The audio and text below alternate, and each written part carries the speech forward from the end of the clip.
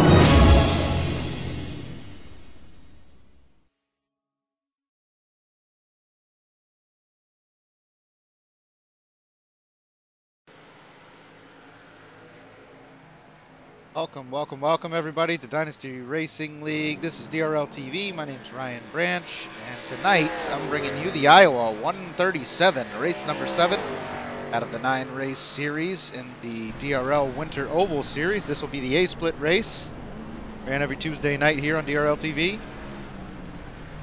Looks like we got partly cloudy skies out there this evening. A nice cool 65 degrees in Newton, Iowa for the race this evening. No wind, really. It's a 3/4 mile track, 137 laps.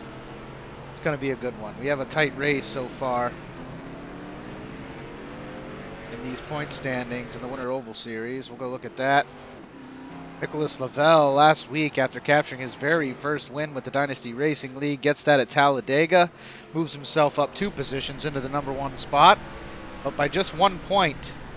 There are some drivers out there that are not going to let Lavelle have this one easily. Ryan Hesgard in that #2 car, just sitting 1 point back of him. And John Theodore, after having a non-ideal race last week at Talladega, kind of had his race ended early. Wasn't too happy about it after the race was over. He sits in 3rd right now, 27 points back of Lavelle.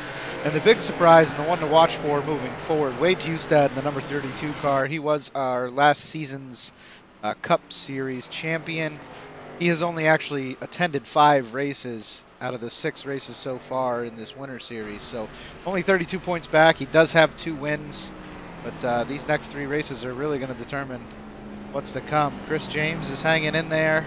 Lavelle actually doesn't have you know, super great finishes every single race, but the guy is just so consistent. He's always finishing up there towards the top, and you know, Theodore showed us it just takes 1 bad week to move yourself down in those standings. So great work by him and Hesgaard to maintain those spots up towards the front, and it's going to be up to Theodore and Hustad to go catch him. But right now it's looking like Hustad will make quick work of that. He sits in first right now in practice. The number 32 of Hustad has a best lap of 21.757. Just behind him is Thomas Harmon with a 21.783. Then we have Richard Lucky, Nathan Jurgensen, Seth Noel, and Ryan Hesgaard in that number 2 car. He sits in the 6th spot with 21.873. So looking through the top 10, all of those guys within 2/10 of each other. Should be a pretty good race here at Iowa. A lot different from what you guys saw last week at Talladega. None of the crazy drafting and sliding all over, you know, just bouncing back and forth, going down the straightaway at 200 miles an hour. This one is going to be a hard-fought race for all of these guys. It's not going to be easy. They're going to have to make some difficult passes and really make the car work for them to advance position here tonight. So go see if we can catch anybody running on the track right now. Most of the guys down there on pit road. Some guys still out getting some practice under their belt. There's Thomas Harmon in that number 68 car who runs in 2nd right now.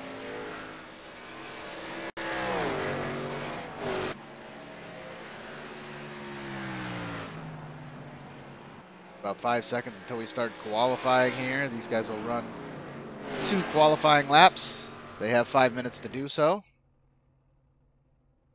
And that will determine the starting grid.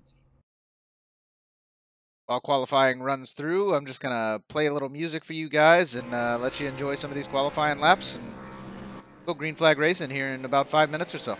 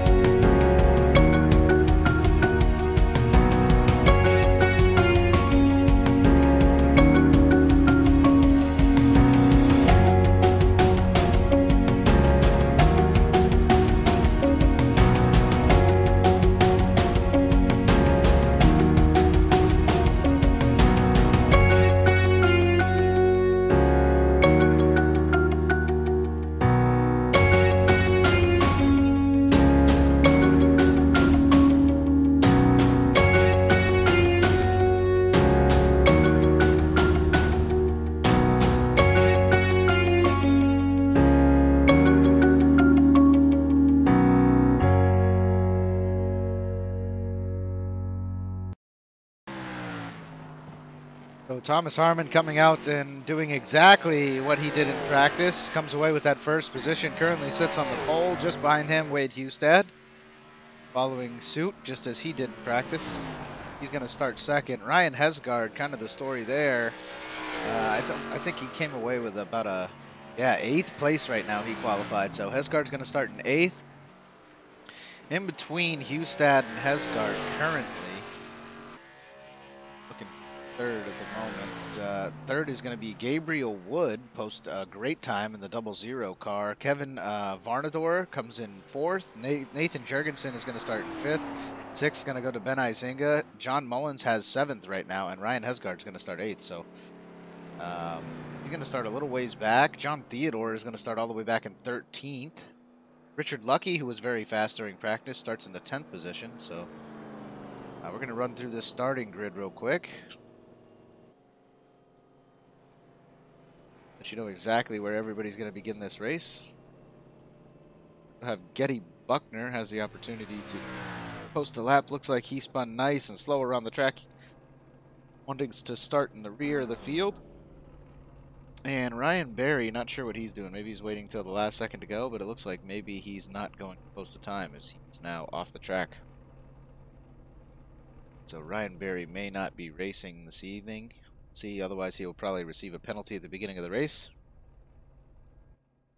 Go look at the grid. Thomas Harmon starts in the 1st position. Wade Hustad in the 32 is going to start in 2nd. Caden Honeycutt will start 3rd. Oh, he snuck in there at the last second. Took over Gabriel Wood, who starts 4th. Kevin Varnador is going to begin in the 5th spot. Nathan Jurgensen in 6th. Ben Izinga starts 7th. John Mullins in 8th.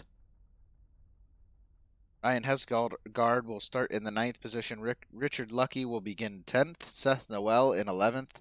Bill Edwards is going to start 12th. Robbie Armstrong is going to start in the 13th position. John Theodore in 14th. Logan McNally is going to start 15th. Nicholas Lavelle is going to start in 16th. Jerron Hazen starts 17th. PJ O'Leary in 18th. David Wright 19th. Sorry about that. Let's go back there. Oh, now it's all messed up.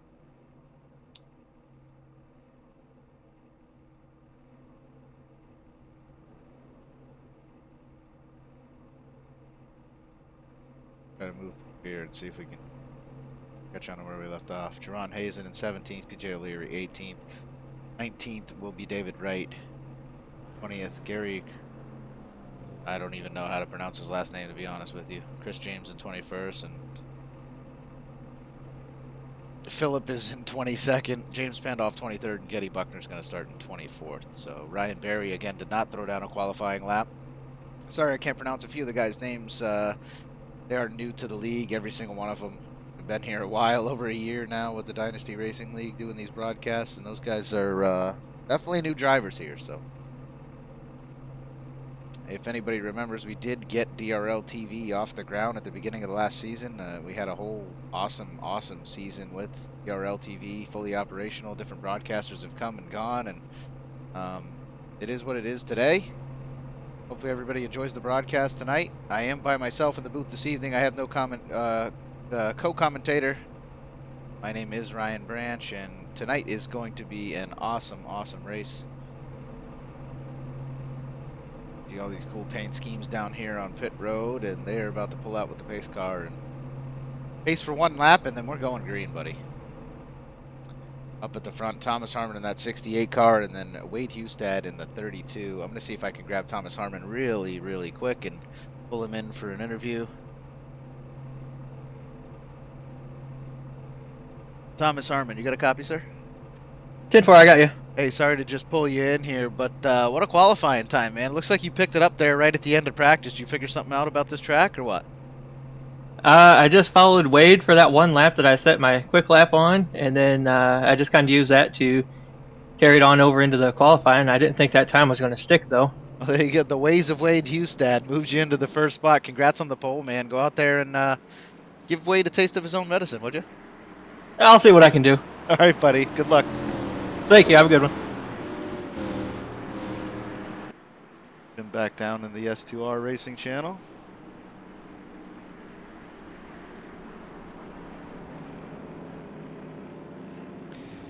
And that is Thomas Harmon in the 68, Wade Hustad there in the 32 car, Caden Honeycutt in the pink number 37, and then just next to him, 00. That is Gabriel Wood. So one of Gabriel Wood's first few races with the Dynasty Racing League is another new driver. I don't know if this is his first race, but hasn't been in many of them, that's for sure. Lights are out on the pace car.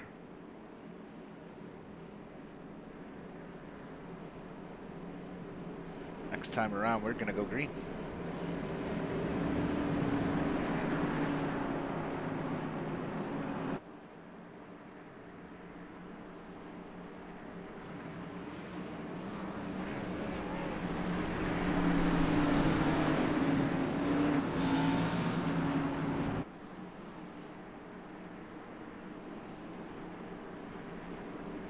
See, G-Man in the YouTube chat says Cronenwet, I'm guessing is what you're saying? Cronenwet? That's how you pronounce his last name? I'll get him eventually.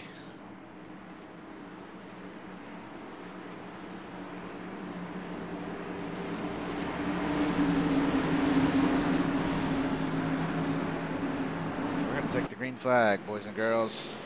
Off to a nice quick jump. Thomas Harmon is away. PJ O'Leary's already come down pit road. Not sure what the pit there is for. Might have had a penalty of some sort.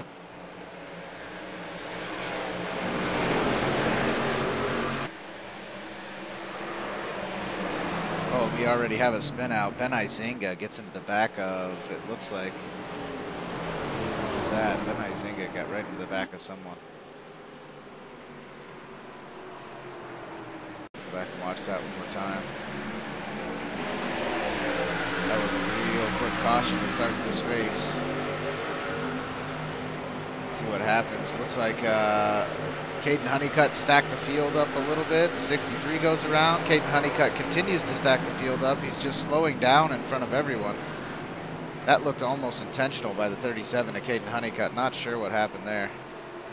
Something must have gone wrong as far as equipment or something on his end. Maybe he couldn't see. I am not sure, but Caden Honeycutt there just slowed everybody down the entire time. Watch it one more time from this point of view.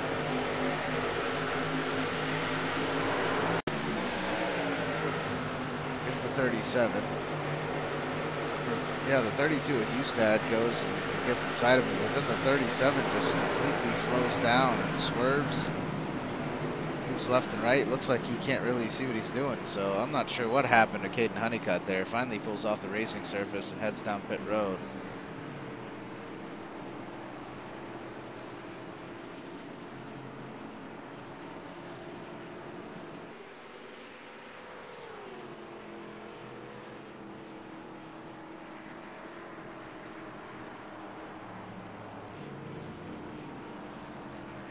We're just going to follow along. I'm going to try to follow up with some of these guys and find out what might have happened there.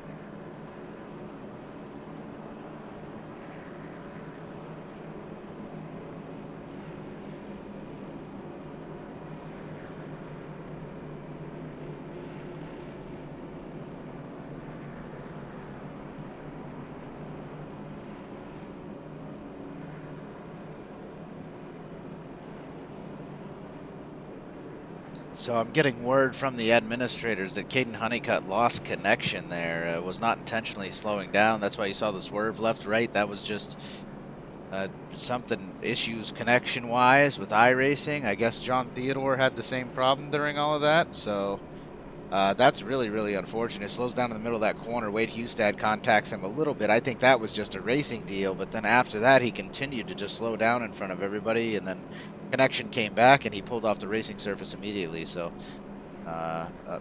pretty unfortunate there, just having connection issues. We kind of try to equate those in iRacing to having mechanical issues on a car in real life. You know, sometimes stuff just goes wrong. You blow a tire, you know, brake caliper locks up, whatever the case may be. But I know that's not how Honeycutt envisioned his race starting.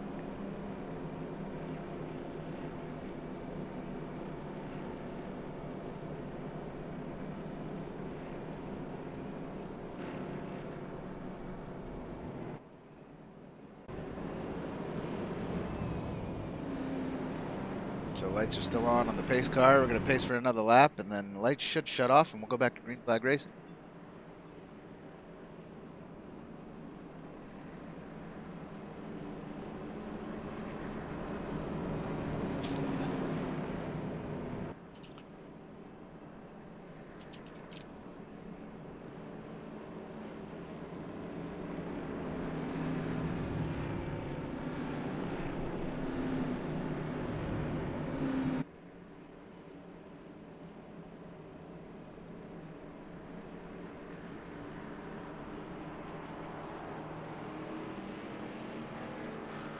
Looks like the 8 car here is going to get the wave around. The lucky dog position for the 8 of PJ O'Leary, who did come down pit road right as that race begun. Again, not exactly sure what happened to O'Leary. He may have received some sort of penalty from race control, but Thomas Harmon still has the pole. He's going to restart this time in first. Gabriel Wood moved up into second during all of that, and Wade Hustad back to third. So Hustad's going to get the start in the inside just behind Thomas Harmon in the 68, and Nathan Jurgensen's going to start on the outside behind Gabriel Wood. That number 2 car of Ryan Hesgaard has already moved up a few positions, has found himself up in 6th currently. And Ben Izinga, who at first I thought caused that wreck, had nothing really to do with it other than kind of being in the way of a Caden Honeycutt who had no connection. He's in 7th right now, so.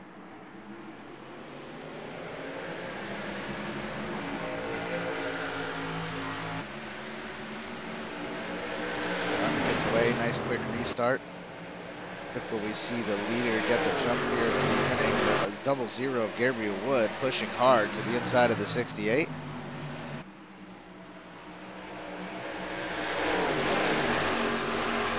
Make the pass. It looks like multi-group driving easily here at Iowa tonight. These guys running 2 different lines completely, and they're doing it well, you know, right next to one another. So, double zero still looking to make that pass in the 68 of Thomas Harmon, and another caution flies. Let's see what happens here. I don't really see speed dwindling on too many guys. Looks like maybe James Pandoff in the number 25 got into some trouble there. Better go back and check that out.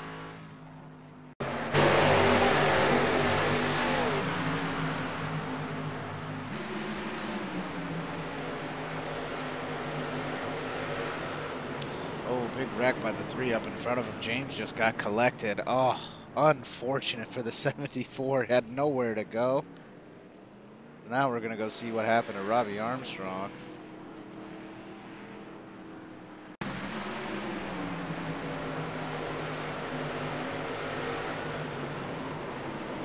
Maybe, if it'll focus on Mr. Armstrong.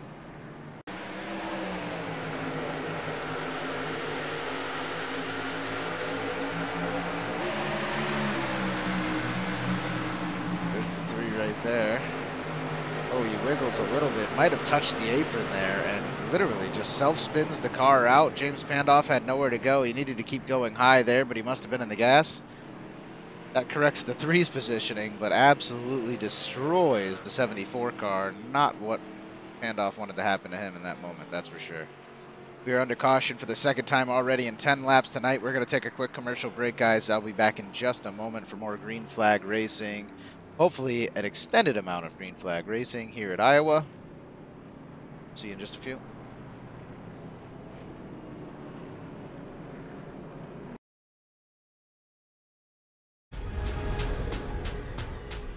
The most realistic online racing sim ever made. This is iRacing. Detailed laser scan tracks, fully dynamic real world cars, and over 50 series to choose from. 6 online world championships offering over $100,000 in annual prizes. This is the original esport racing game. This is iRacing.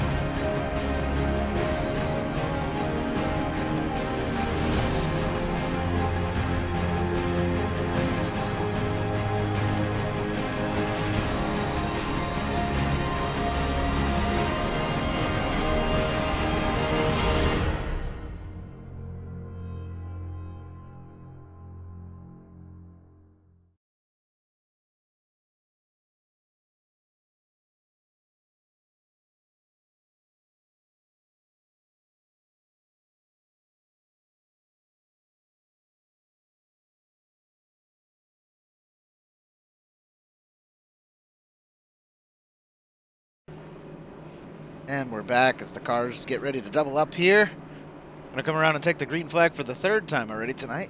Oh, actually, I think I'm still on a replay, and we just did take the green flag. The 00 of Gabriel Wood gets off to that nice quick jump. He beat Thomas Harmon off the pit road. The 32 of Hustad to the inside of the 68 there of Thomas Harmon.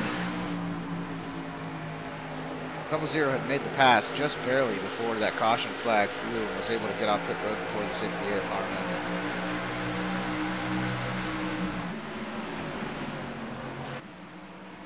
Still runs out there in first. So again, just getting that easy jump at the beginning of these races. The restart line is so difficult to judge, and nobody knows really when to hit the gas in order to keep up with that lead car. So they do get that advantage of being the leader. Things stringing out just a little bit here as we move back through the field. Thomas Harmon in second, Wade Hustad third, Nathan Jurgensen there in the 31 car on the outside of Ben Izinga in the 17.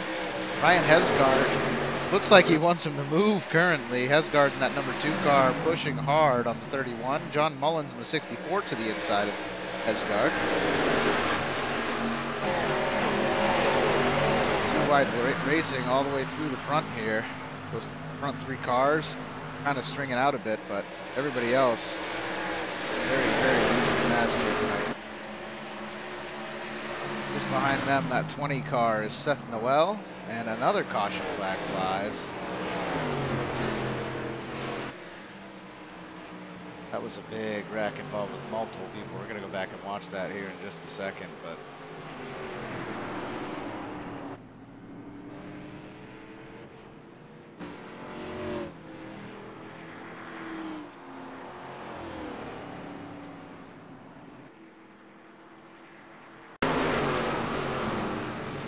that's where I think it all began.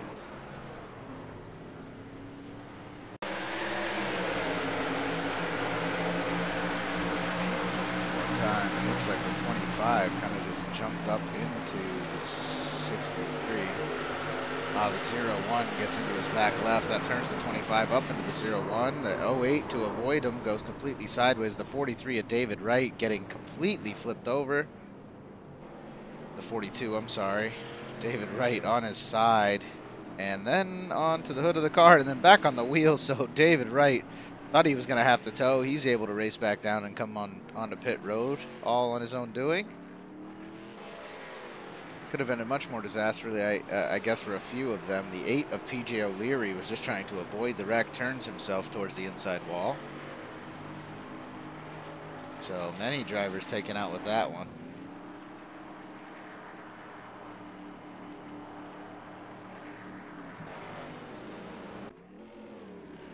Go back up front. Robbie Armstrong is now your leader, deciding to stay out on those older tires. He's going to be the first place driver in this one.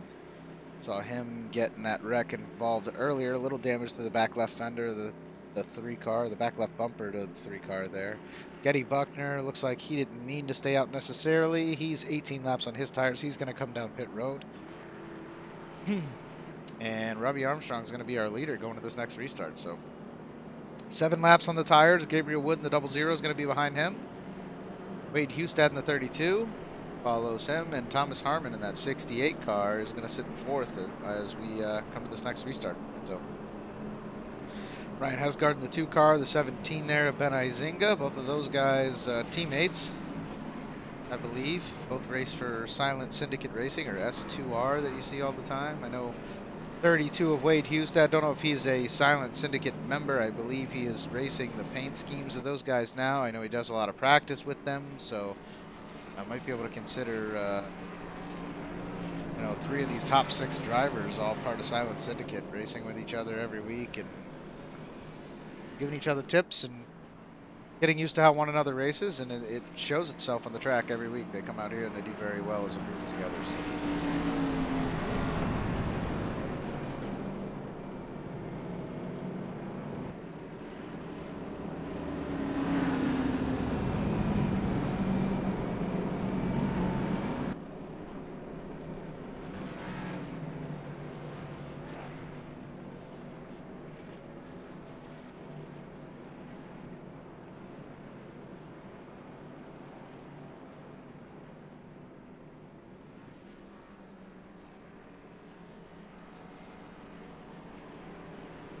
You know, we see this once or twice every week. Somebody decides to stay out, you know, when a quick caution comes. They've only got 5, 6, 7 laps on the tires.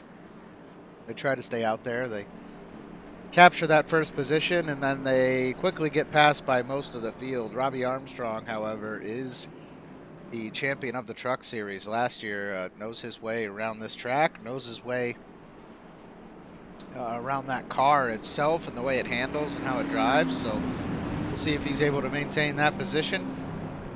Not going to be easy. 7 laps on the tires here at Iowa is quite the handicap to give yourself, but it does advance his position up into first and gives him a real opportunity to capitalize if another caution flies fairly quickly.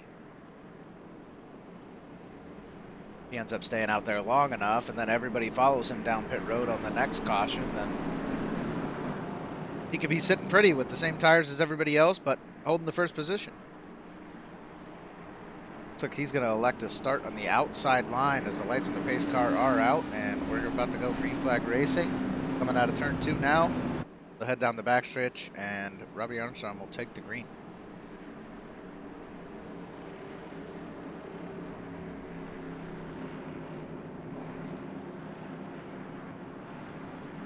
I love his paint scheme. He's got the DRL TV all over it. DPR is his racing team. That's the Dysfunctional Patriots Racing. Great group of guys we have here at the DRL. That's how the team was born. And Robbie Armstrong is away. Green flag.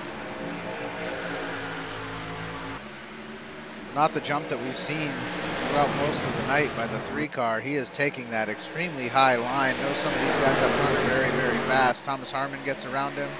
The double zeros around him. 32 of Wade Hustad goes around. And Caden Honeycutt in that 37 car we saw running up here earlier is now back to the front after having those connection issues. He has Ryan Hesgaard on his inside. And questioning whether to take it 3 wide here as he's now going to run up behind Robbie Armstrong in that number 3 car. Armstrong still running up in that higher line. Guys who are taking the lower line seem to be just a little bit faster around this track. Not extremely long straightaways, so the exit of the corner isn't as important as it can be at some other tracks.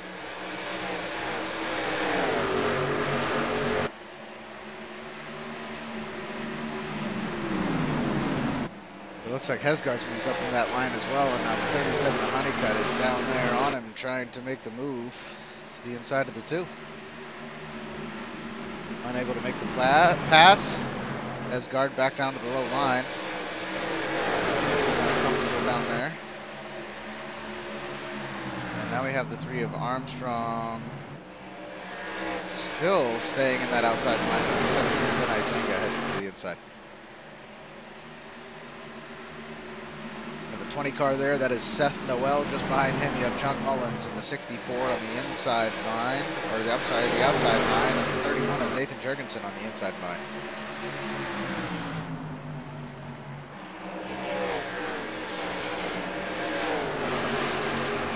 Honestly, for the cautions that we've had already this evening, it has been very tight racing. All of these guys going 2 wide consistently throughout this race. It is starting to string out towards the front, but this mid-pack racing from anywhere from 7th on back to about 14th is 2 wide the entire way. John Mullins in the 64 there. They are now 3 wide on the track, guys. Nathan Jurgensen to the inside, the 31 car. The 075 of Logan McNally is stuck out there on the outside line. Now it's John Mullins in the 64 stuck on the outside line. So Nathan Jurgensen, Bill Edwards in the 75. The 64, John Mullins, 3 wide, all the way around this racetrack. Multiple laps in a row. Right on the back door of them, they have John Theodore in the 89 is knocking at the door. The 01 of Gary Cronenwit is knocking at the door. Then out just a little bit, they said we don't like that 3 wide racing so much. That'll definitely get your nerves going.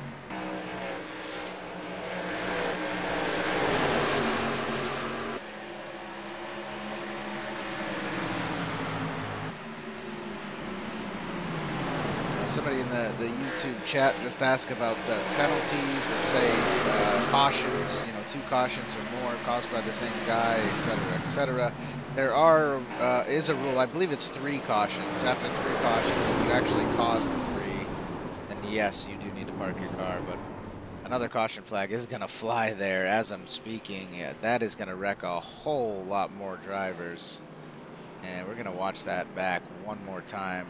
That was unbelievable. 5-6. I mean, the cautions have been huge tonight, just wrecking out multiple people all at once. I don't even know where that all began or why they started to slide sideways like that. We'll get to the bottom of it here. On the chopper cam and try to find out exactly what happened to these guys. Looks like the 17 there of Ben Izinga just gets tapped just a little bit.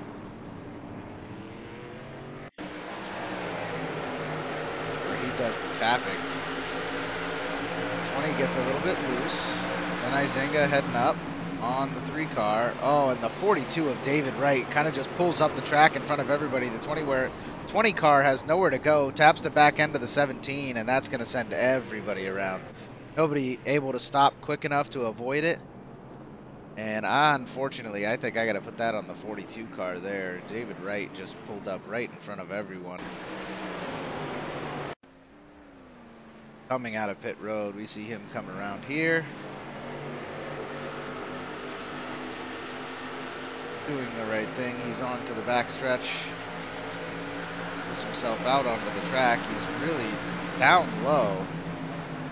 But he coasts up there. I don't know why. Maybe trying to avoid somebody. But he coasts up right in front of the 17 of Ben Izinga. And that's going to be it for him. So David Wright is out of the race. I'm sure he's not going to be happy about it, but I think I'm going to go down and try to get a quick chat with Ben Izinga in the 17 car. See what he might have to say about that.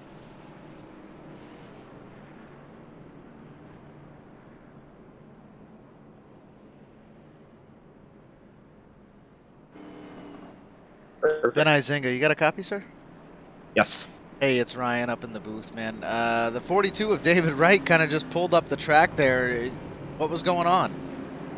Yeah, I don't know what that was about. I was just running my race, running my laps, and sucks that happens. Yeah, it causes a big one. I haven't had a chance to speak to David Wright about it. Coming off of pit road there after the last caution that occurred, he had a lot of damage ended up on his hood, and I don't know. I don't know how, if he could have even had enough speed to have to pull up the track like that, but that's an unfortunate end to the night, man. Hopefully you can get some repairs and get out there and at least run a few more laps. Yeah, I've got, my engine seems okay, so I've got pretty extensive body damage, but suspension seems fine too, so we'll see if we can get something done. We're only 1 lap down. All right, buddy. Well, best of luck to you. Hope you can get out there and keep turning them. Thank you. Well, we'll go down now. I don't know if I'm going to be able to grab him, but let's see if I can get David Wright in here.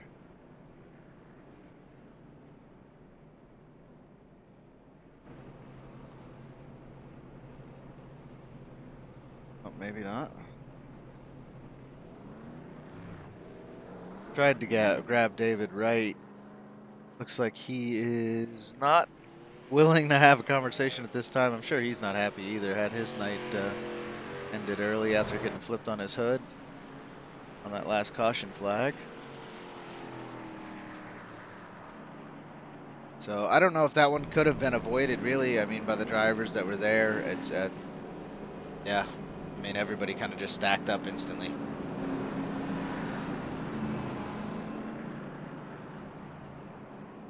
But if I had to say anything, it would be David Wright there.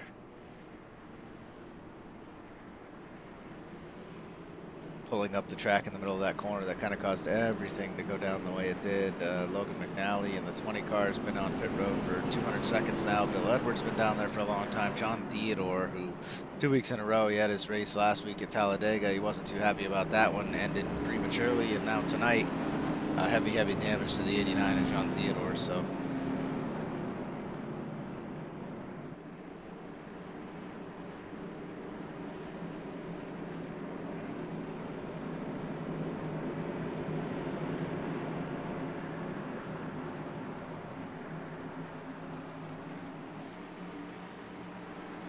decent amount of cautions so far this evening. I think that is number 4 on the night, only 35 laps in out of 137. The field is starting to thin out as a lot of these cars do have heavy damage. If we can get going.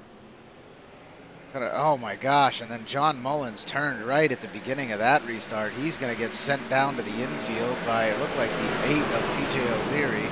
That will not bring out a caution flag. A lot of cautions, a lot of impatience by some of these guys here tonight.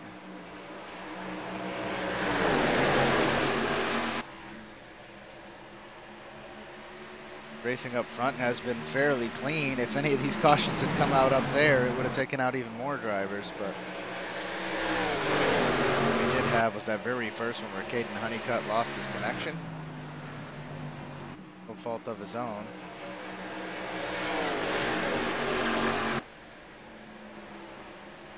Now we have Wade Hustad in the first spot. Gabriel Wood sits in second, the 00, and the 2 of Hesgard sits in third. He has the 25. Just on the inside of him there. 25 getting passed quickly by Chris James and Thomas Harmon. Now the 20 of Seth Noel to the inside of him.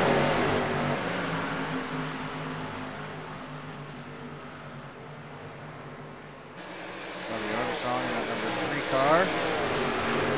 Still trying to stay up there towards the front after coming down pit road and getting himself some nice new tires. Chris James, 20 laps on his tires right now on that 82 car. He is probably going to start holding people up as the 20 heads to the inside.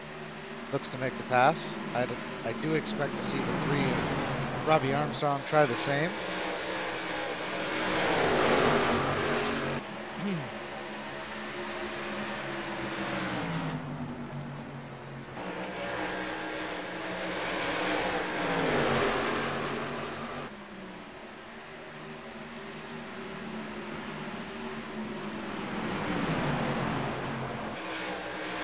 PJ O'Leary in that 8 car, he gets moves down the pit road.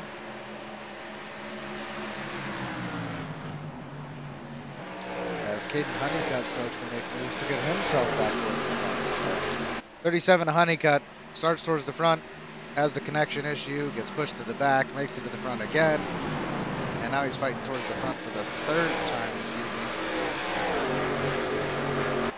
Get around the 3 here of Armstrong. We'll have a strong run out of the 64 of John Mullins back down pit road.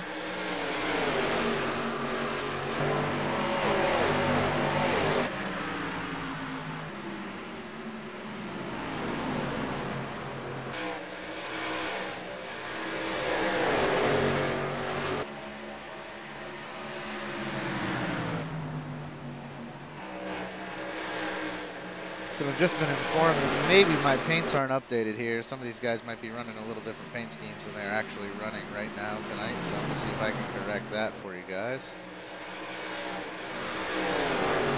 Let's see if we're able to get that handled.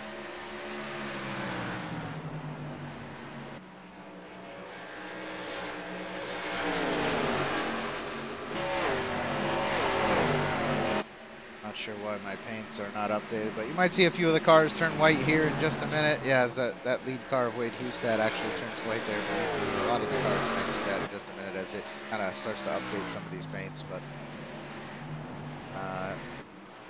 Wade Hustad in first, Ryan Hesgard just behind him in the 2nd spot.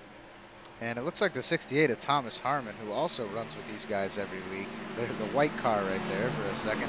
He was just trying to make the pass on Gabriel Wood, unable to complete it, but this group of guys who run together week in and week out, they practice together and they come out here, and I'll tell you what, every week it seems like there's more and more of them up towards the front. S2R putting on a show throughout this winter series.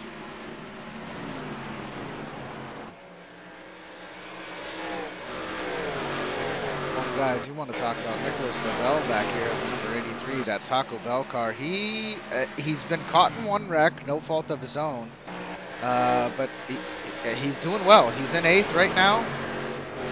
Pull up his current information. He started in the 16th spot, so Nicholas Lavelle starts back there. He is running in 8th, and I talked about consistency. He got his very first win in the DRL last week, and he currently sits 1st in the point standings. That just goes to show how much consistency really can matter here. You just get out there, you stay, you know, wreck free, you try to stay on the track and try not to make too many mistakes, and it's going to pay off in the end. So you guys see a few more paints are updating as we go here. I'm about to update all the paints at one time. Everybody's going to turn white briefly. I apologize for the issue there. I don't know. My trading paints wasn't turned on at the beginning of the night or whatever the case may be, but I'm going to reset everybody's paint right now and hopefully be running the right paint on every car that's on the track at the moment.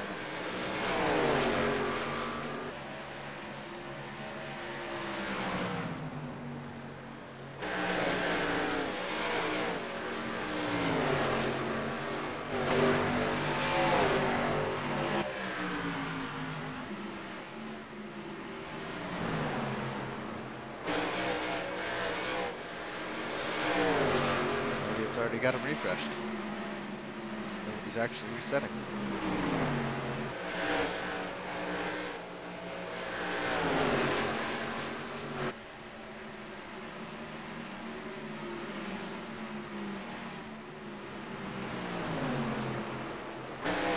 Nicholas Lavelle there in the 83 still looks a little bit off the pace. Obviously qualified back in the 16th spot, didn't run the greatest during practice, so might not be as comfortable with Iowa as he is at some of the other tracks.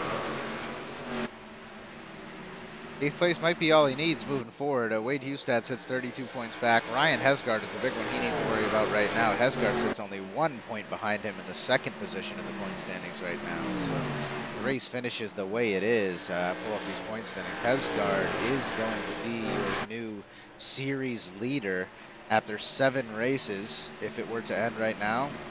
However, we are only 54 laps in out of 137. You guys see where everyone stands currently. Wade Hustad, Ryan Hesgaard currently with the best chances after this race, and then John Theodore. Chances aren't too bad, but he didn't have, again, his race ended early this evening, so a lot of those guys you see inside the top 10 having their race ended prematurely. Thomas Harmon still doing very well, sits in 5th. Richard Lucky, who is running well in practice, is already out of this race in 23rd position, so his night ended early. Bill Edwards sits in 19th. He's currently 2 laps down.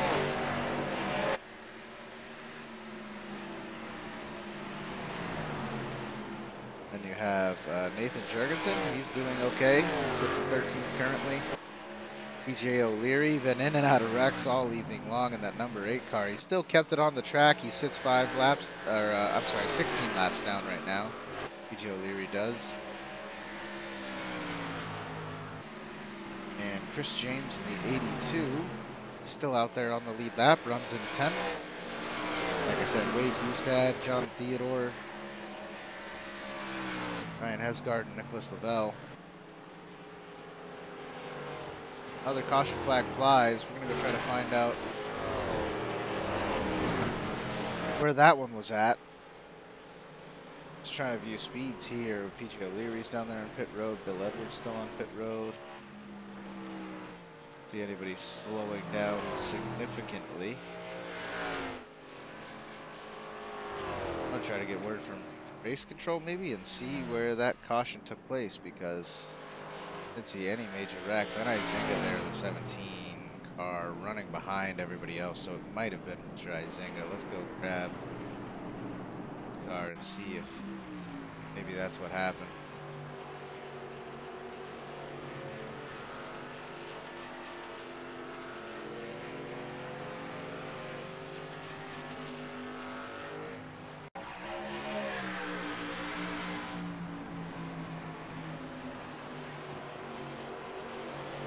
Zinga all over the back of the 31 there of Jurgensen.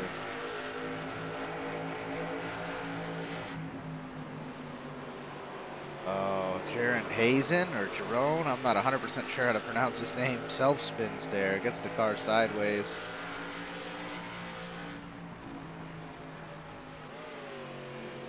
That 09. I believe he was the last car on the lead lap when that happened, so that's likely what brought the caution flag out.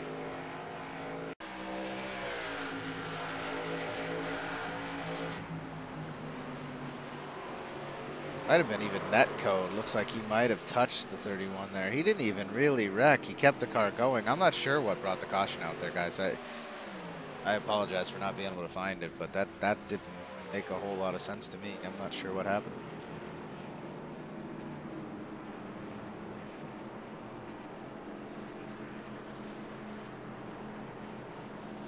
Trying to reach out to race control currently and find out what might have caused that caution. You guys come down pit road.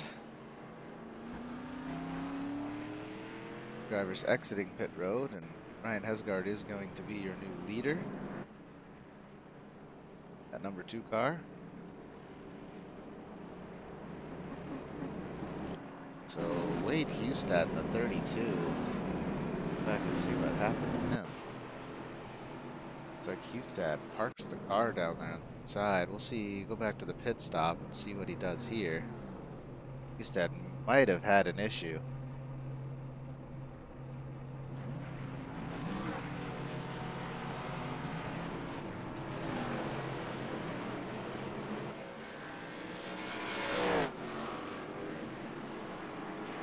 Wade Hustad does race off pit road in first place and quickly comes down and parks the car against the wall, so maybe Hustad had to run to the restroom or something of that sort. Not exactly sure what happens to the 32 there, Wade Hustad.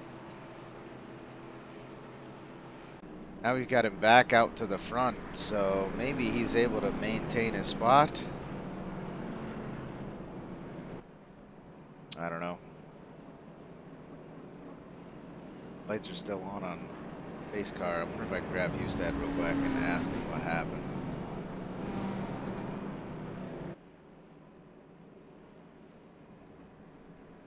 Let's grab him. I'm gonna guess that Hustad just had to run and check on something, or he had to fix a setting of some sort, but let's see what he says here.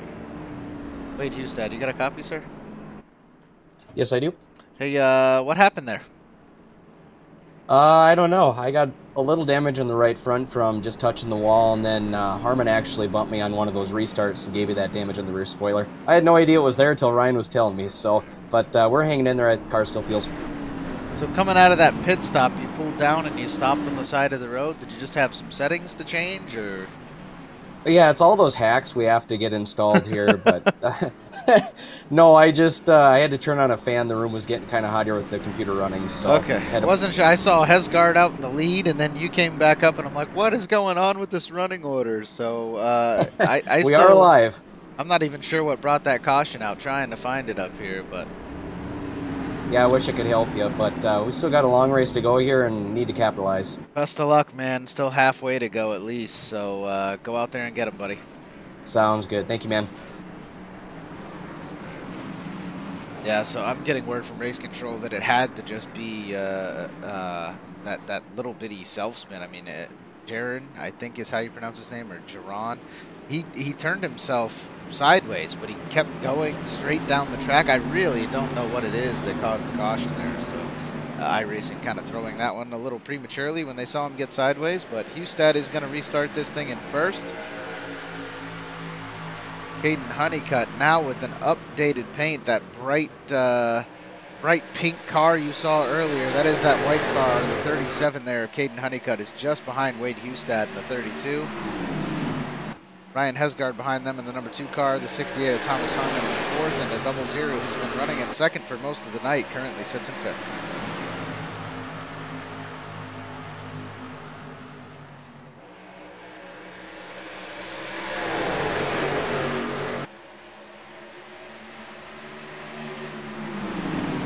Everybody getting dangerously close to the wall there. Caden Honeycutt trying to make some moves here on 32 of Wade Hustad, but he's not going to allow it to happen. And neither is Ryan Hesgaard, who's now pushing. He's going to get to the inside of the 37 there of Honeycutt.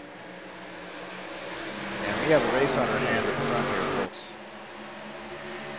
This field has thinned itself out just a little bit. Everybody seems to be single file for about the top 10 cars or so. We've got Kevin Varnador there in the number 63 car, runs all by himself. The 83 of Nicholas Lavelle just behind him, and then Robbie Armstrong in the number 3 car looking to make a move maybe on Lavelle. somebody down to the inside there. That's the 00. Gabriel Wood. Eddie Buckner, one of the broadcasters here with the Dynasty Racing League, one of the administrators that helps this league go round, finds himself in the 6th position there in that number 33. So great race by him so far this evening, able to keep the car fairly clean. We haven't talked about him yet tonight. I didn't even realize he was up there, and look at him. He runs in 6th, hoping to make a pass on the 20 of Seth Noel for 5th.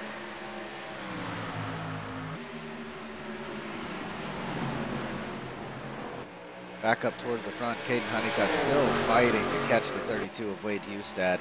You know, the last few weeks we've seen, you know, other than Talladega at that restrictor plate track, you kind of get 1 or 2 guys that separate themselves from the rest of the field. And these 4 drivers at the front right now are absolutely unmatched. They're all over one another, pushing each other as hard as possible. And even no matter how focused you are, you can talk about having focus and, you know, doing this versus doing that, et cetera, and not paying attention to the rear view, but you always know that guy's there. You're always aware that he's to the inside or the outside of you. You're always aware of how fast he's coming or how fast he isn't. So these guys definitely aware one another is where they're at. And Honeycutt almost getting to the inside of Wade Hustad, had him for about half a corner, and then Wade Hustad pulls away again.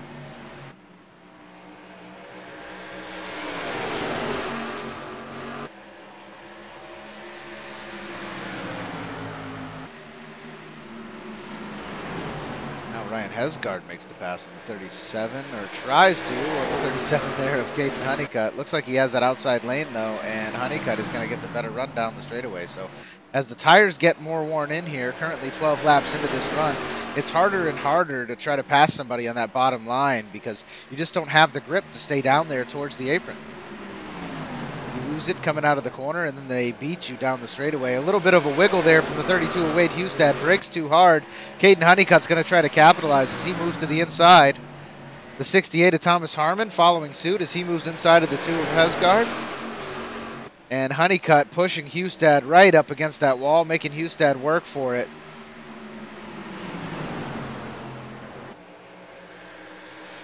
Well, these guys are just jostling for position. Hesgaard to the inside and then the outside of the 37. The 37 makes the slight error, rubs that wall, trying to avoid contact. And now the 2 of Hesgaard and the 68 of Harmon are around them. I don't think that contact is going to affect the 37 here of Honeycutt. And he's going to continue to race these guys just as hard as he was, as he is going to make the pass right back on the 68 here of Thomas Harmon. He pulls up the track. Now Harmon has to avoid him. Tries to go with the crossover move. Doesn't have the speed. And Honeycutt's going to try to run down these front 2 drivers once again.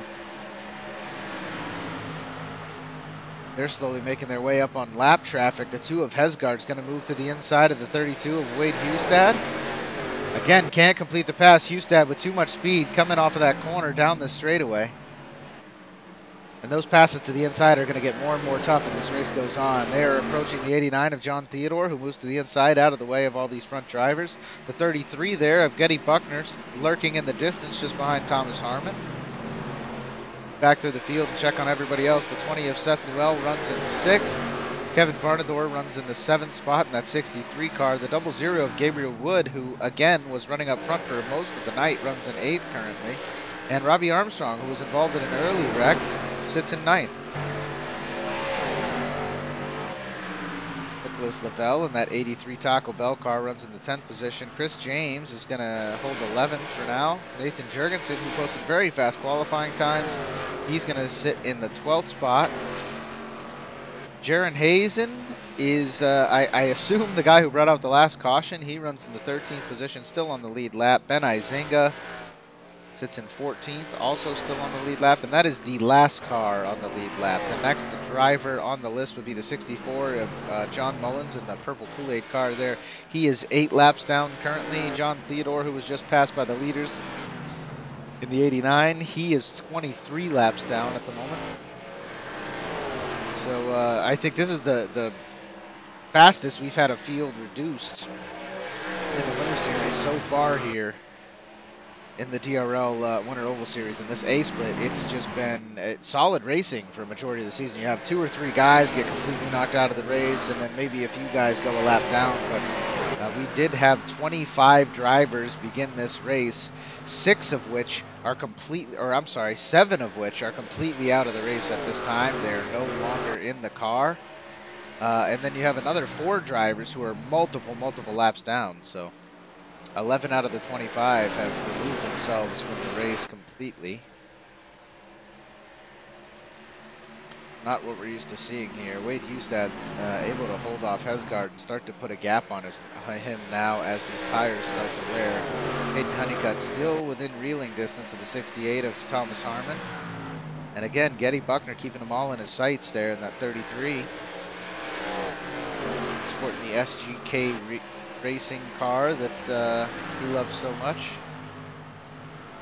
I believe it's him and his buddy Andrew Short that are racing teammates on SGK Racing.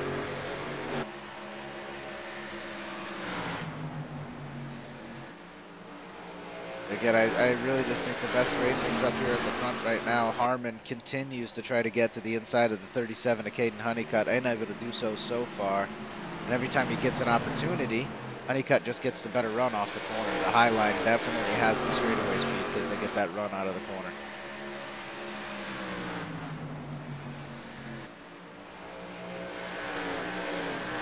Oh, there we go. We got Andrew Short up in the YouTube chat, rooting on his buddy, Getty Buckner in the 33.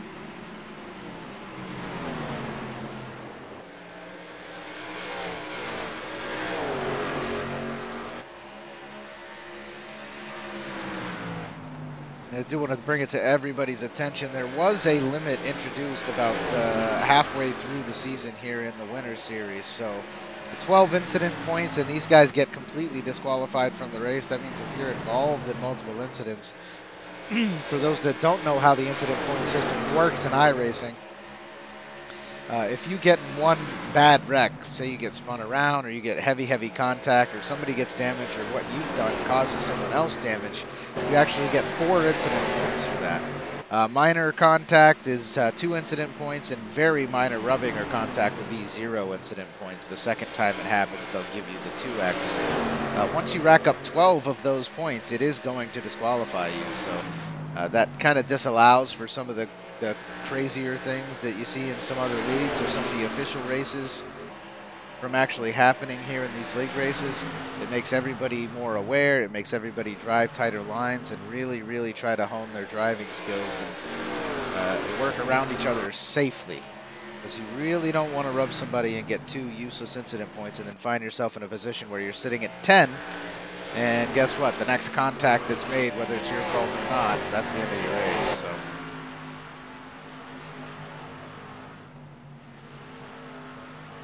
it really brings a factor of, it kind of, you know, makes the online simulation racing, which the one part that's lacking from this type of racing in most other simulators and most games, is the fact that nobody's life is on the line. Nobody's winning $1 million. It's not like real NASCAR racing, you know. You don't have all of this reputation and blah blah blah. You don't have as much on the line, but it kind of brings a little bit of that back to where you really do have to put everything you've got into the race, otherwise you'll be disqualified. And if you're not competing to win, I mean, what are you here for? And I know all of these guys come out every week, they compete, they want to race against each other and do as well as they possibly can and try to come home with that championship.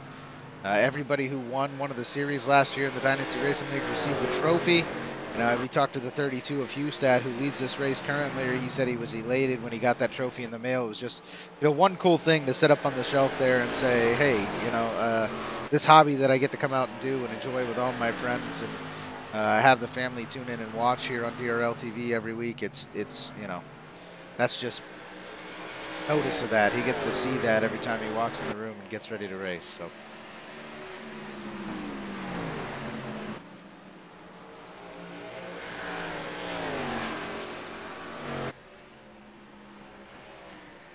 Hustad still kind of maintaining the same gap he's had on Hesgaard for the last 5 to 10 laps or so.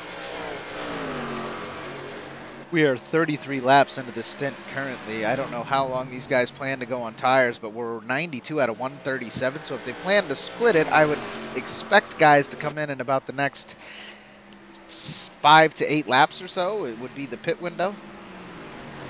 I don't expect anyone to try to stretch this thing out on these tires for the rest of the race, but I guess it's something you could try to see someone stay out as long as possible and expect a late race caution, and everybody's going to pit just behind them, and you know that'll maintain their position. Kind of just play the pit strategy that way. But if anybody's looking to split it here, we're now 35 laps in, and we have only what 43 laps remaining. So.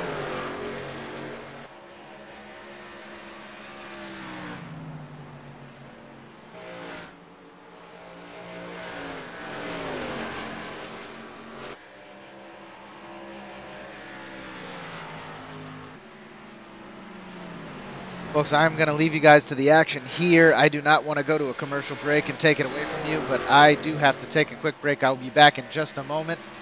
I think we're going to focus up here on the 4th place battle between Getty Buckner and the 37 here of Caden Honeycutt. And I'll be back with you in just a minute.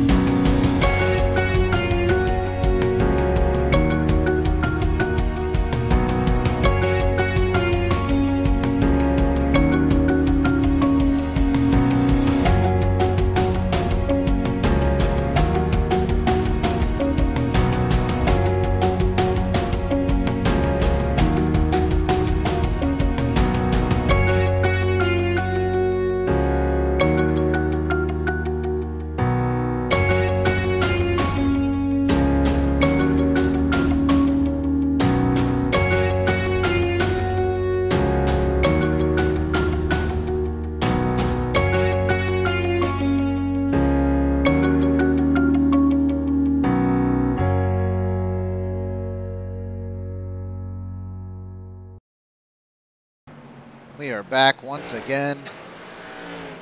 So Getty Buckner able to make the pass there on the 37. Honeycutt getting worn out on these older tires, unable to maintain the speed he was early in this run. And now that we have a nice long green flag run for these guys, we can see exactly what it's doing to them throughout the race. And just looking at the pit windows again, maybe these guys are going to run the rest of the race on these old tires. I don't really know what's going to happen here. Maybe they think they can't make up the time. But if pits are going to happen, I would expect them to happen very soon. As we're now 45 laps into the current run, we only have 33 laps remaining.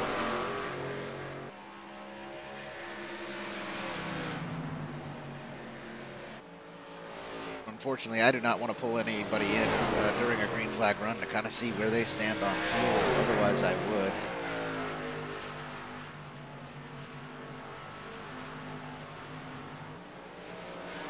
I don't know if we can get a little overview maybe from one of the viewers out there. Andrew Short currently sits in a channel with Getty Buckner. I don't know if he can impart some knowledge on us from the YouTube chat, but that would be awesome. If he can let us know maybe, you know, that they have enough fuel to go the rest of this run or not.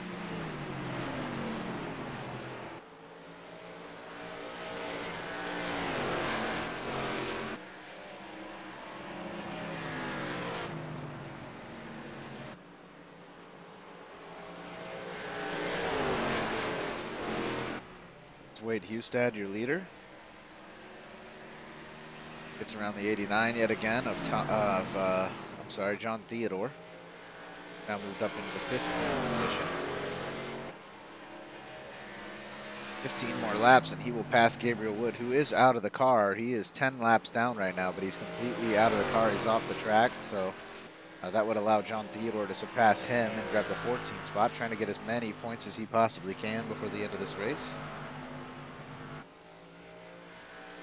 And Andrew Short reports in the YouTube chat that Getty says they're good to go until the finish. So it looks like everybody plans to stay out here so long as this thing goes green. They have enough fuel, and we should expect them to continue. And that's just going to make the racing better and better. As you see Getty Buckner coming up on the 68 here of Thomas Harmon. Buckner driving the wheels off the car. Hopefully I don't mean that literally, and Buckner has plenty of meat left on those tires to get around the 68 here of Thomas Harmon. It's going to make for an exciting finish. As this run goes longer and longer, it's really going to test these drivers because the limits of the car is being pushed to. You're talking by the end of the race, I mean, you're looking at 78 laps on the tires by the end of this one. Right now we're already at best laps of about 21.8s and 21.9s, or 21.8s for the most part by a lot of these guys, and their last laps were in the 23s, so already about a second and a half off of the pace, and that's just going to continue to get worse and worse as we go through here. I expect to see maybe 3-second gaps between their best lap and where they're running at the end of the race. So now only 10 cars left on the lead lap. The 82 here of Chris James runs in the 10th position. He is the last car on the lead lap. It's about 19 seconds behind Wade Hustad, and we're running 23-second laps. So you're looking 4 seconds back, Hustad is, of Chris James. And then Nathan Jurgensen would be the next one up on the list in that 31 car, running behind Robbie Armstrong in the 3. So that puts even the guys out here who have relatively little damage, who have done, you know, okay throughout the night and managed to stay on the lead lap. Ben Isinga in the 17, he is now a lap down. Jerome, or Jaron Hazen, I really need to talk to him after the race and make sure I know how to pronounce his name for next week. He runs in 11th position. Again, Chris James is the next car expected to be passed here fairly shortly by Wade Hustad, 20 seconds back of the lead right now. And Wade Hustad now on an island all his own, runs out there comfortably in the front. Ryan Hesgaard almost a straightaway behind him in that number 2 car. So Wade Hustad, he was our Cup Series champion last year. Very comfortable in those higher end cars, those faster cars.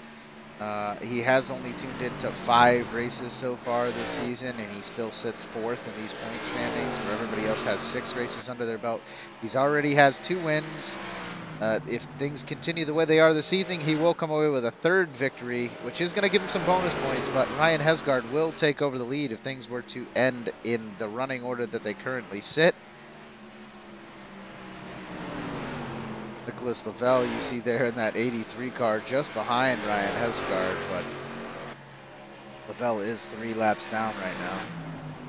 So he's going to lose significant points after this. That will give Ryan Hesgaard the edge.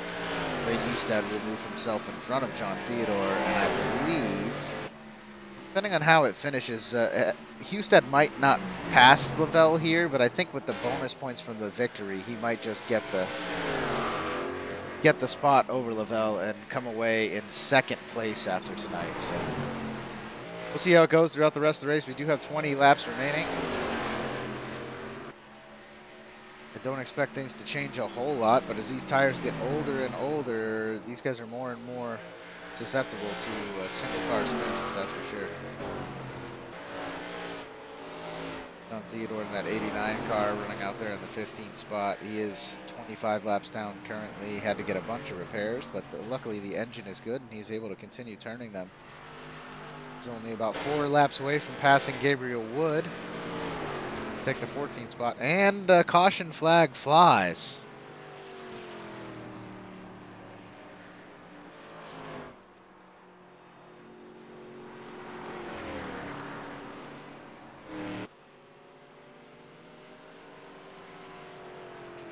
So, who can we find? Oh, I don't even know. Again, I don't know where the caution flag came out. Got PJ O'Leary and Bill Edwards sitting down here on pit road, still in the vehicle getting repairs. I'm not sure where the caution might have come out. Ben Izinga was at the slowest speed there for a little while, but now his speed is back up. Oh, and I missed a big one, guys. I missed a big one. That would be Getty Buckner in the number 33 car. It looks like he spun himself out there as he almost gets into the back of the 68 of Thomas Harmon. Yeah, I was moving back through the field and I missed a big one. So we'll go through and watch Getty Buckner here and see what happens to him.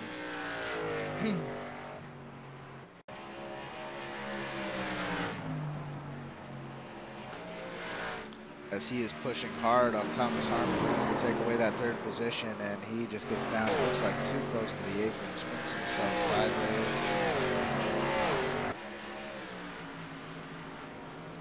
Push that one time. Pushing very, very hard on the 68, trying to get that position. And like I said, these tires get older and older. He didn't even touch the apron. He was just so far down on the track, and it just turned the wheel a little bit too far to the left. So, wow. Great driving by the 33. They're able to stay out of that wall, and the caution flag comes out instantly because of his turning across the infield, and I think that's going to give him a couple of his spots back. He's able to come in. He doesn't take any damage. He's going to come in and get fresh tires, and Buckner's going to have a fight in front of him. He's going to have to move back through this field, but a big mental error there by the 33 of Getty Buckner. Looks like the 09 there of Jerome Hazen. He's going to stick out there, maybe get himself a lead lap. Wade Hustad in the 32's already come down and got himself some fresh new rubber. Thomas Harmon just behind him beats Ryan Hesgard off of pit road. I don't know if we can watch that real quick. So there's Hesgard's pit stop. Thomas Harmon has that front pit stall.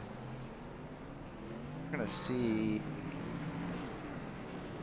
what happens to Hesgard here, how Harmon beats him off. Yeah, Harmon just having the front pit stall, able to jump in front of Ryan Hesgard and take the position there on pit road. So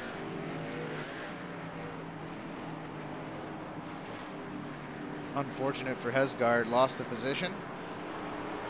Gonna have to go get it back now. Everybody on fresh tires. These guys, keep in mind, everyone, they've been racing 60, 65 laps on those older tires, and now they have brand new fresh rubber. They have forgotten what it is to race, or forgotten what it's like to race on that fresh rubber, and they're gonna have to get used to it real quick. So we could see another quick caution here before the end of this one. These guys are gonna be really fighting for positions here when this restart flies.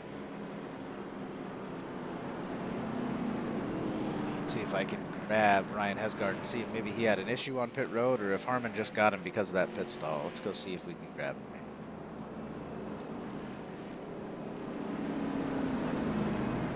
Ryan Hesgard, you got a copy? Hey man, go ahead. Hey, it's Ryan up in the booth. What happened there? Did you have extra time down on pit road, or is it just that first pit stall did you in? Yeah, it was just his pit stall beat us out. It's actually all right. Get the inside lane here. It's been better on the short run, so see what we can do. Best of luck, man. Go race this one out to the finish. Thank you.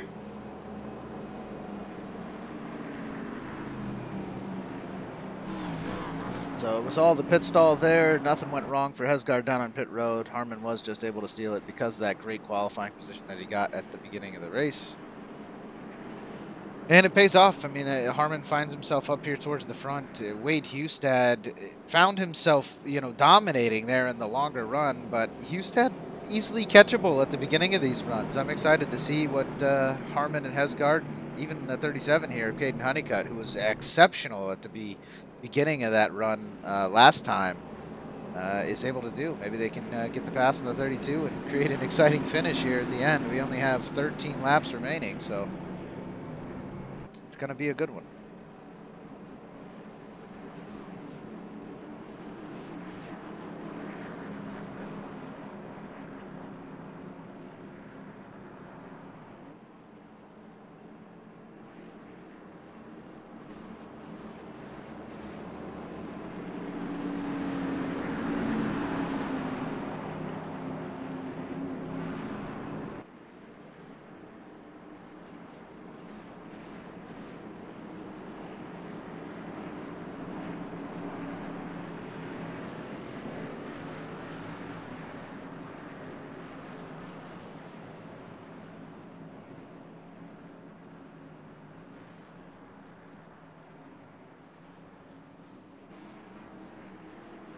Guys, we're going to go down to the track and crank up the noise here for this one.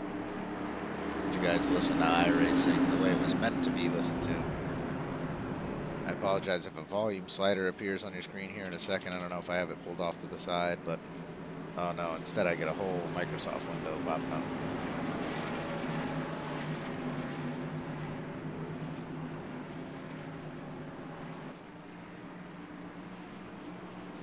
There it is, classic volume slider. Let's get that up out of the way. And we're gonna go turn up iRacing, fellas. Enjoy it.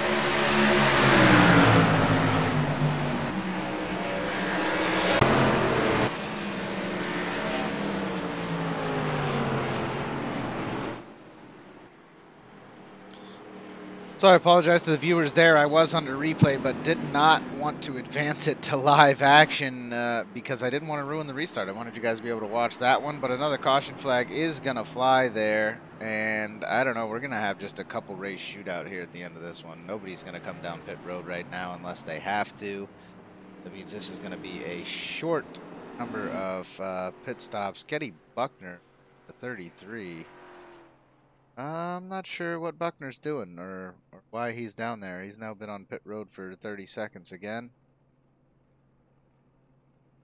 Find this caution. Oh, Buckner just didn't get out there at the beginning of this one.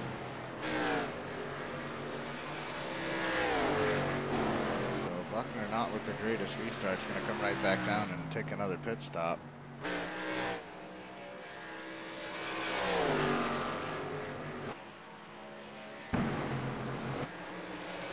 Caution flag's gonna fly to Ryan Hesgard, the number 2 car, racing just behind 37 of Honeycutt and the 68 of Thomas Harmon.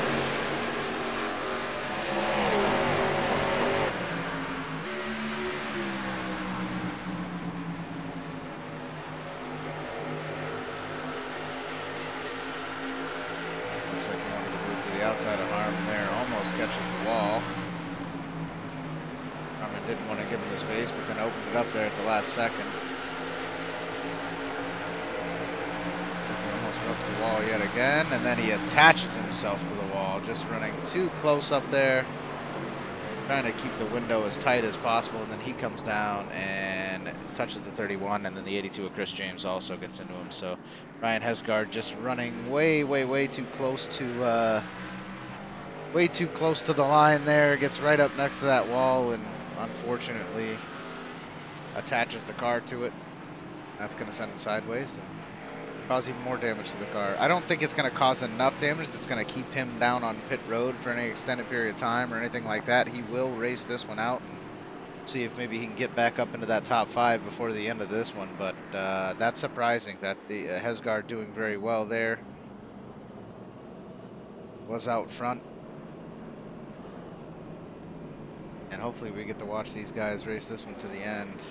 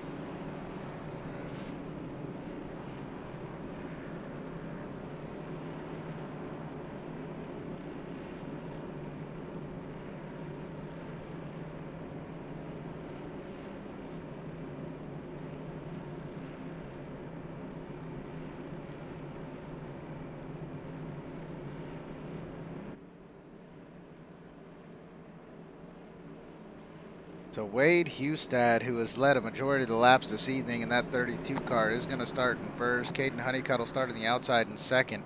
Seth Noel is going to start in third, and Thomas Harmon in the 68 will start fourth in that outside line. Seth Noel been hanging around up here in the top 5, top 10 throughout the night. Finds himself in third right now. We'll see if he's able to finish this race, as I believe these guys are going to get about a 2-lap, maybe 3-lap shootout at the end of this one.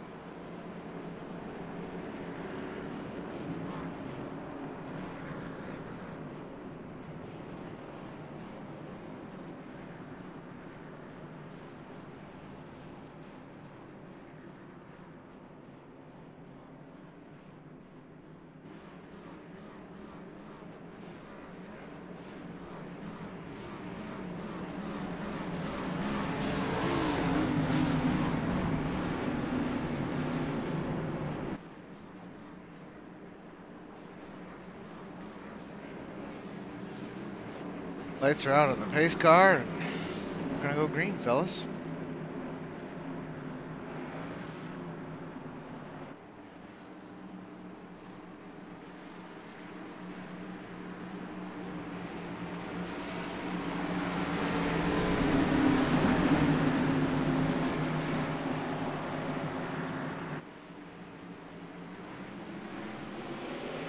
It's like Caden Honeycutt. I don't know if Honeycutt jumped the start there or how that's going to be reviewed, but if the green flag flew from iRacing, which I believe it did, Honeycutt did not jump the start. Hustad just waited too long to begin that one, and Honeycutt's going to get away to the lead. He's taking that way outside line. We'll see if he's able to make it work. He's going to get the nice run coming down the straightaway here. Wade Hustad tried to close the gap by moving up on him. Honeycutt to the outside, Wade Hustad to the inside. Thomas Harmon was able to get around the 20 of Seth Noel there for the third position, and Hustad doing everything he can to hold off the 37 here of Caden Honeycutt. As these guys come around to collect the checkered flag, Honeycutt makes the crossover. Ryan Hesgard turned yet again. And I think Wade Hustad is your winner. The 32 car barely able to hold off the 37 of Caden Honeycutt.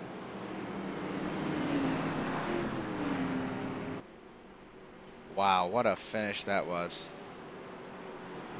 We're going to go back one more time. .37 here, and the 32 rubbing each other the whole way through.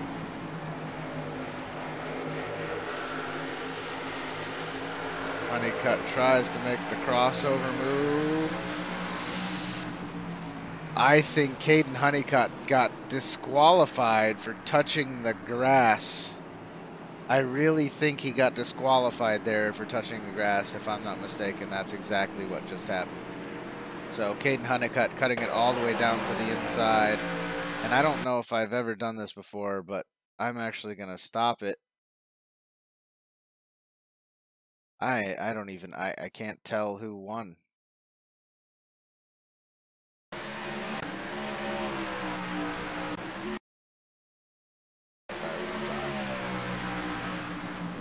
I mean, that was so close. I'm going to have to try to get a freeze frame here. Just for all the viewers at home, just to see who actually won that one. I think according to the rules of the league and what happened on iRacing there, if I'm not mistaken, Caden Honeycutt actually touching that grass gave him a disqualification for taking the car off the track. He must have hit the 12 incident points because I know he was involved in some stuff earlier, but hopefully nobody minds the iRacing overlay. I don't know how to do this otherwise. We are going to go back and watch the very end of this one and see who actually won it. So let's go to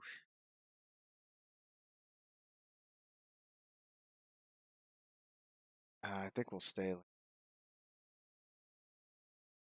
Wow. Look how close this was.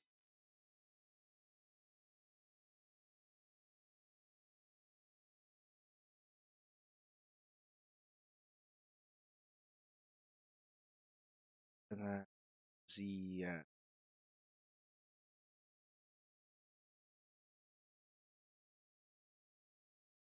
Here we go.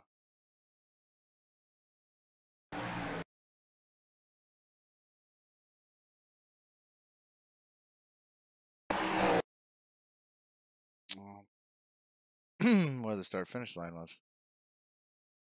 Here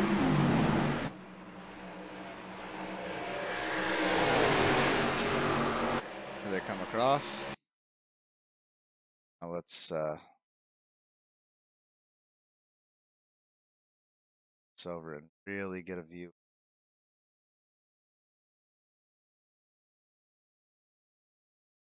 Oh, come on.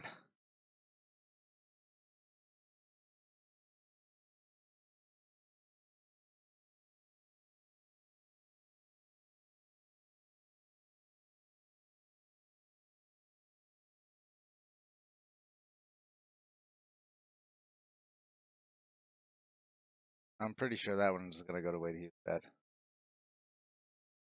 That's tough, but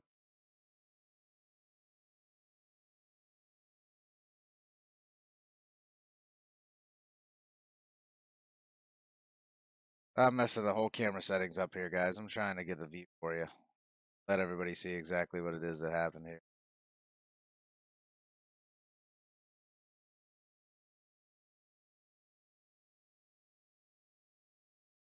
It's not going to give it side.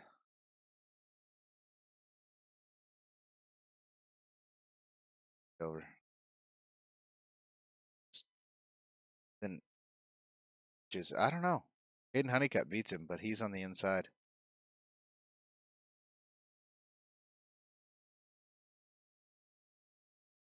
See it there.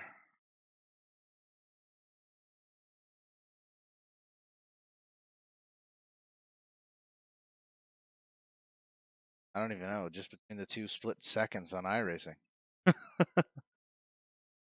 That shows, I mean, they are so dead even. And I'm pretty sure immediately after the race ended that Honeycutt hits the grass, and it's actually going to give him a disqualification for it. So if we get that now, camera, see that Honeycutt touches the grass right there, and I believe 1 second later, you're going to see his car disappear from the track. He is now gone. That gives him a disqualification. So I'm not sure how the admins of the league are going to iron all of that out. What an insane finish. That's, I don't know, Honeycutt and Wade Hustad so close to one another there. Hesgaard spinning the car out again on that last corner. And that's an absolutely insane finish to the race. So what we're gonna go down, we're gonna go grab the top 3 finishers from the race, which I guess is gonna be Wade Hustad in first. Thomas Harmon is gonna finish second, and Seth Noel is gonna come away with the 3rd place victory and get a quick interview with them and try to find out, maybe some of them can impart some knowledge upon me and let me know exactly how that thing went down and what happened there at the end. So first thing we'll do is grab Wade Hustad, who comes away with the 1st place finish. Wade Hustad, you got a copy? Hey, man, I got you.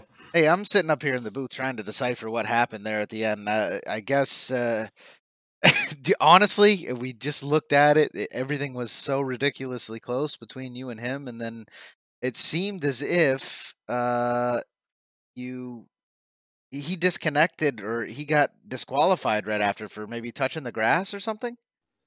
Yeah, he was right on the edge at 11 incidences. And as soon as we crossed the line, obviously I had no idea he was that close. Ryan's kind of telling me it was a photo finish. But as soon as we crossed the line, before the standards updated, he clipped that grass, and it sounds like he hit his limit, and it booted him. So I know we got to use those standings, but to me it looks like he probably got second. I think Bill just chimed in saying that, I just nosed him out just by a tad bit. But looking frame by frame, I can't look yet. But that was kind of a nutty finish. I knew it was going to be really damn tough at the end there to try to outgun Caden on, a shorter run. He's really quick on those runs. It was a blast racing with him tonight. I just wanted to try to take care of those tires, especially that right front. And it kind of paid off once we got on that longer run there. I had a little bit more tire left and was able to pull away. But that finish just outweighs pretty much everything else that happened tonight.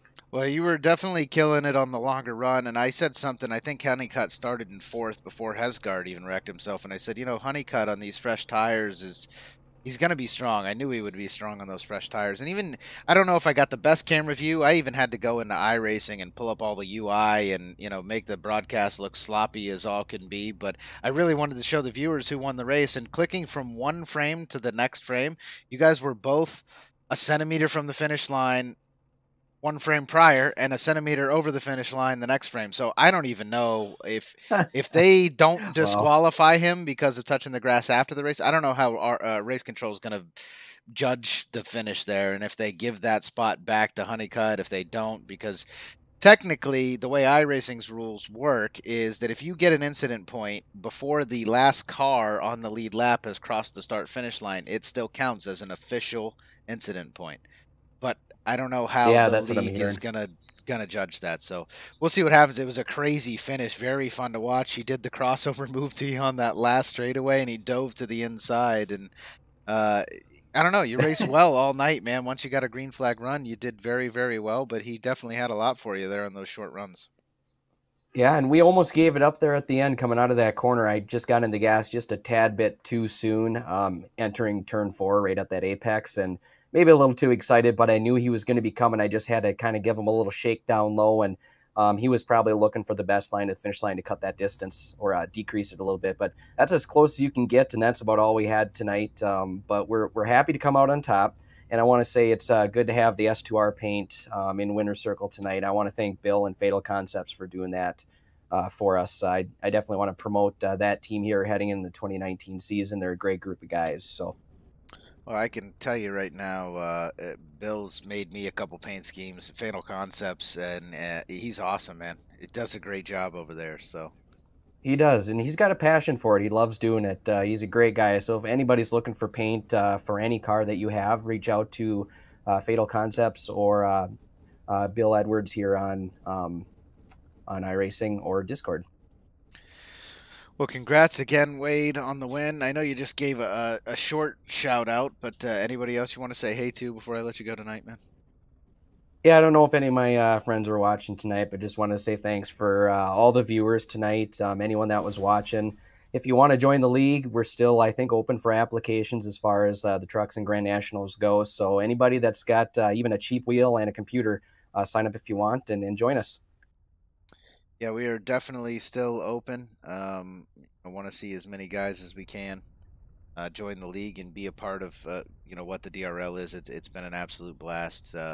Pleasure watching you race. That's if it's granted to you. Again, don't know what's going to happen, but that would be win at number 3 in just 6 races here in this Winter Series, continuing your dominant run in the Dynasty Racing League from the Cup Series last year.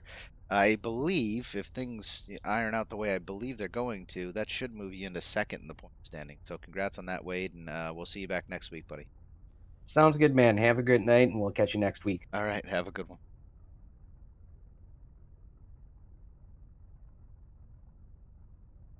That was Wade Hustad, your first place finisher. Next, we're going to grab Thomas Harmon, pull him in for an interview. He's going to finish in 2nd. Thomas Harmon, you got a copy? 10-4, I got. Hey, I don't know how it's going to all shake down, but right now you came away with a 2nd place finish, man. How's it feel? A little shocking considering the 2 times I climbed the wall, and it felt like it hurt the car there, especially at the last, and it didn't want to turn, but it might have been just me driving it, trying to run with Wade and Caden. That's a feat of its own. Finished 2/10 behind. Yeah, definitely tough to do, especially on those longer runs. They were able to kind of run away with stuff. But Caden Honeycutt, Wade was able to run away with stuff. Him and Hesgard kind of got away a little bit. And you were able to pass Caden Honeycutt there at the end of that long green flag run.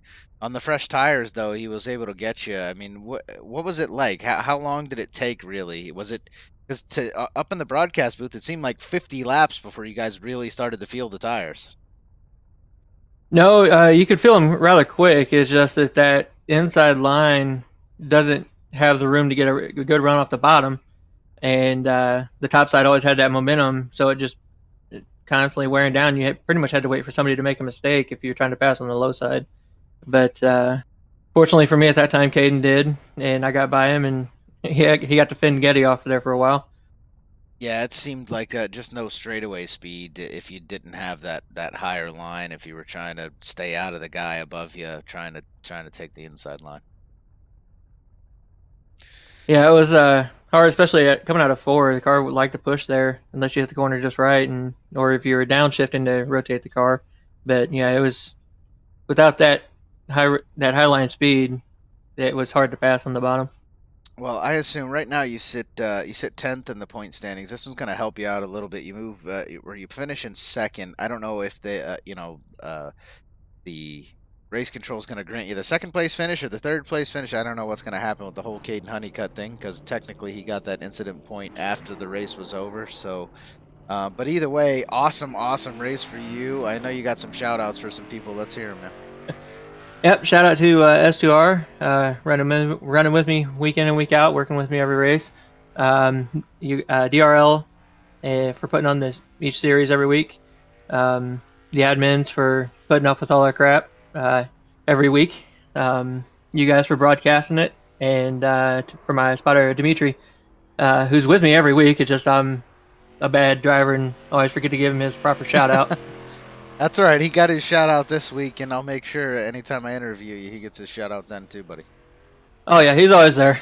All right, Thomas. Well, have a wonderful night, and we'll see you next week in Kentucky, man. Yep, I'll be there. Have a good one. All right, you too.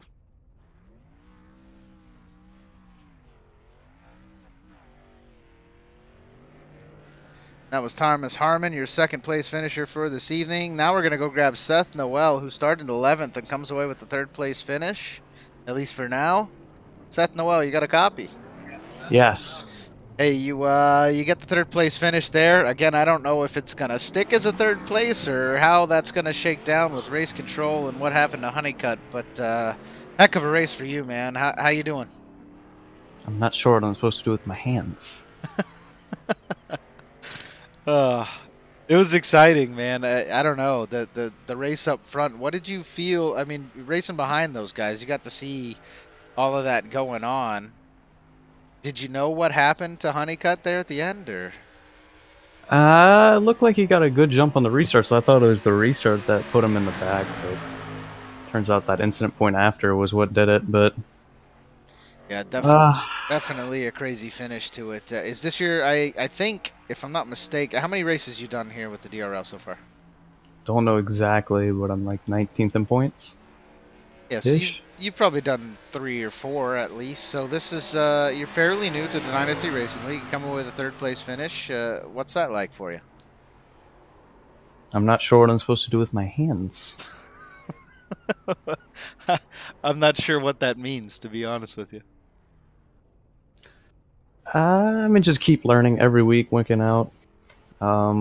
Keep racing with everyone, learning everyone, having fun, smile. Well, keep showing up, man. Next week is Kentucky. We hope to see you back there, and we hope to see more of you racing up here towards the front. You did well all night. You were able to stick around in the top 5, and it paid off in the end, man. Congratulations. You want to give a shout-out to anybody? Brady, you my boy. That's right, man. I'm a New England fan, too. Brady is my boy. No. Not Tom Brady. No, we're talking about Brady. Tom Brady. No, nope. Go Rams. What? All right, that's the end of this interview. Have a great night, Seth. We'll see you next week in Kentucky, man. Thank you, you too.